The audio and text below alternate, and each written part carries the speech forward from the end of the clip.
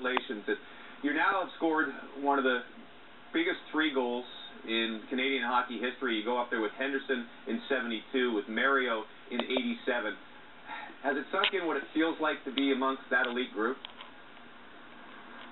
Not yet. It's been pretty hectic the last couple days, but you know, that was a dream come true for sure, and I was just happy we were able to win gold. There was high expectations, and it was a ton of fun, and that's the way we wanted to end it.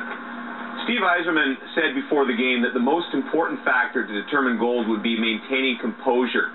How did your team do that after giving up that game-tying goal in the last minute? It wasn't easy.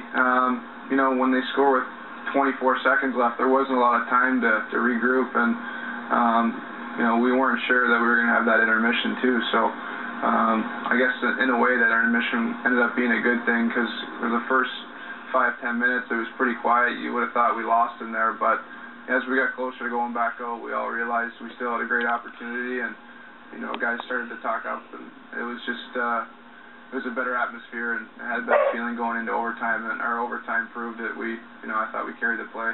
Who spoke up, and what did they say? I heard Scotty Niedermayer said something.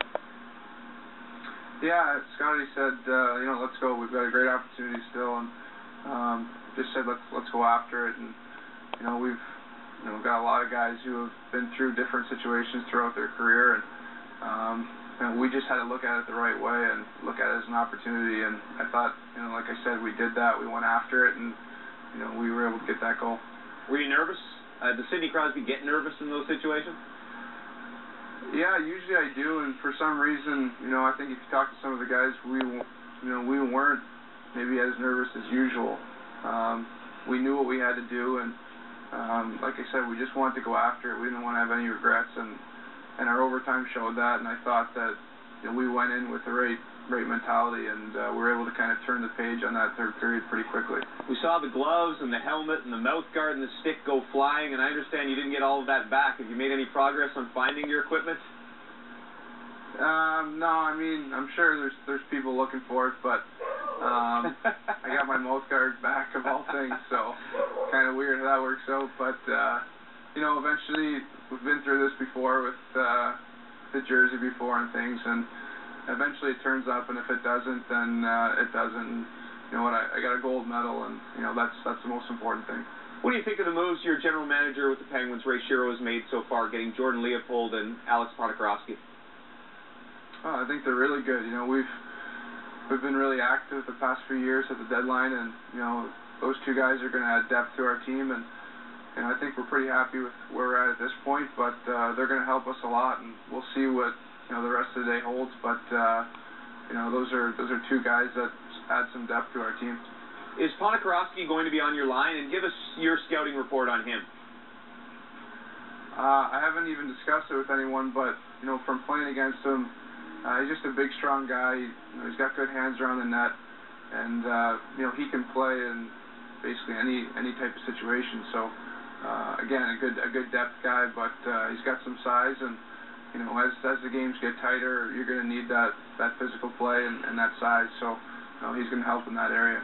You look at the last few years for the Pittsburgh Penguins, and there's always, it seems like, wingers acquired at the deadline. It seems like in the salary cap world that this is just the way it's going to be. You have your extreme depth down the middle, and I sort of compared your wingers to temps. You seem to rotate them every couple of years. Does that sit okay with you?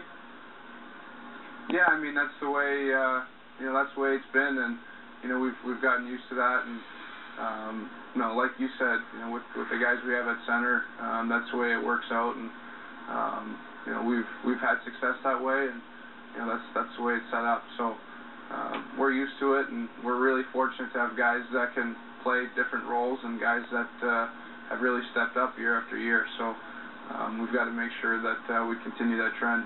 We know what you dreamt of as a child. You've told us many, many times. But did you ever dream at this tender age you'd have a Stanley Cup and an Olympic gold medal within about a 9-month span?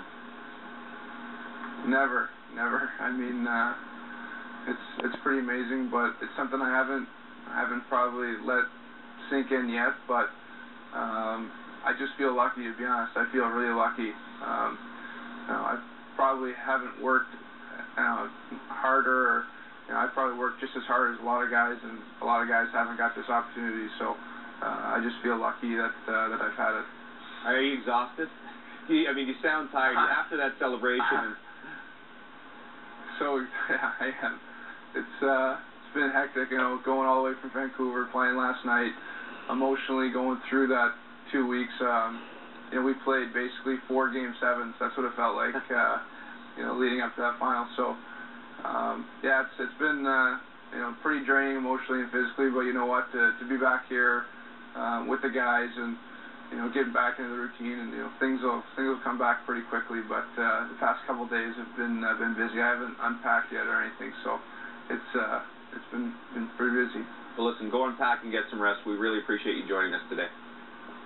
Okay, thanks, guys. All right, Sidney Crosby, a gold medalist, Stanley Cup champion, and perhaps poised for a run at a second cup.